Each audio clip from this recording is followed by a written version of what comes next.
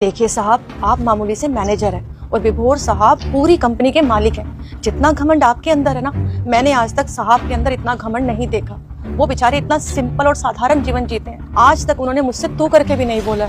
और साहब, जो आप कह रहे हैं ना कि आप झूठा चोरी का इल्जाम मेरे ऊपर लगा देंगे, अरे विभोर साहब कभी भी आपकी बात पर विश्वास नहीं करेंगे, क्योंकि वो मेरे ऊपर बहुत विश्वास करते हैं। अरे वो मुझे आज से नहीं जानते हैं, मेरे परदादाजी, दादाजी, मेरे पापा, अरे मेरे पूरे खानदान को जानते हैं वो। उन्हें पता है कि हम सब उनके लिए कितने ईमानदार हैं। देख लीजिए साहब, आप मेरा कुछ नहीं कर पाएंगे। जो आप ये सपने देख रहे हैं ना नौकरी से निकलवाने के, विभोर साहब मुझे कभी नौकरी से नहीं निकालेंगे।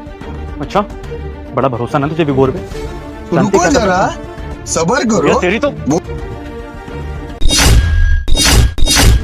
विभोर बेटा, सर वो सरसर वाली चापलूसी छोड़, पहले इस बात का जवाब दे कि तेरी इतनी हिम्मत कैसे हो गई कि तू कमला आंटी पर हाथ उठा रहा था, हाँ?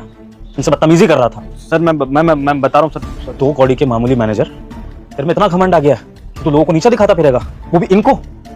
जानता है इनके लिए मेरी नजरों में क्या रिस्पेक्ट है? इनको मैं अपनी माँ जैसा मानता हूँ। जितनी इज्जत मैं अपनी माँ की करता हूँ, उतनी इज्जत मैं कमला आंटी की भी करता हूँ। बता भी रही थी ये तुझे, लेकिन तू उल्टा मुझे ही, अपने कंपनी के बॉस को भी फालतू बोल रहा था इस लड़की के साथ मिलकर। अगर इनकी बेइज्जती करी है ना तूने या किसी ने भी, तो इसका मतलब है कि तुमने मेरी माँ की बेइज्जती करी है।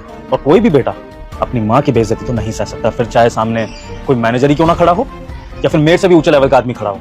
अगर तेरी जगह कोई और भी होता ना, उसका भी यही हश्र होता। अब तेरे को मैं छोड़ूंगा नहीं। तूने कमला आंटी पे हाथ उठाया ना, चुप ना। बेटा बच्चा समझ के माफ कर दो, मत मारो इसे। देख रहा, इसीलिए कमला आंटी की इज्जत करता हूँ। ये संस्कार है इनके। तूने और इस लड़की ने मिलकर इनसे खूब बदतमीजी करी, तू तड़ाक करी, इनको थप्पड़ मारा, उसके बाद भी ये तुझे बख्श रही है। यही इनका बड़प्पन है और इसी वजह से मैं इनकी इज्जत करता हूँ। लेकिन तुम जैसे लोग नहीं समझ सकते हो, जो कहीं से कॉलेज से ग्रेजुएट होकर आ गए, तुम्हें कंपनी में पोजीशन मिल गई और अपने आप को भगवान समझने लगे। गार्ड का काम करती है तो क्या हो गया? इनकी इज्जत नहीं है क्या? और तू तो उस कंपनी की भी नहीं है, तो तेरी कैसे हिम्मत हो गई कमला आंटी पर हाथ उठाने की? तू होती कौन है यहाँ पर ये सब करने वाली? सर देखिए, इसमें इनकी कोई गलती नहीं है और मैंने जो हाथ उठाया वो लाजमी था। ये काम पे ध्यान ही नहीं देती है। इन्होंने बताया मुझे, जब भी यहाँ से आते जाते सोती रहती है या पता नहीं किसी न किसी बातें करती रहती है, काम चोरी करती है। सर ये काम चोरी, और हर एक बार तो इन्होंने ना अपने कानों से सुना है किसी बात करी थी यहाँ पे चोरी करने की, बस इसीलिए इसको सबक सिखा रहे थे। ये तो बहुत लॉयल है आपके लिए, तभी ये सब कर रहे थे। बस चुप, एकदम चुप। मुझे तेरे से फालतू बात करनी नहीं है, क्योंकि तू इस कंपनी की एम्प्लॉय भी नहीं है। मैं तो इससे पूछूंगा, क्यों बे मैनेजर के बच्चे, ये लड़की कौन है? इसको यहाँ पर क्यों लेके आया था ऑफिस में? दोस्त है सर। दोस्त यहाँ पे क्या कर रही है ऑफिस प्रेमिसेस में? दोस्त का क्या काम है? यहाँ पे दोस्ती यारी निभाने आते हो या काम करने आते हो?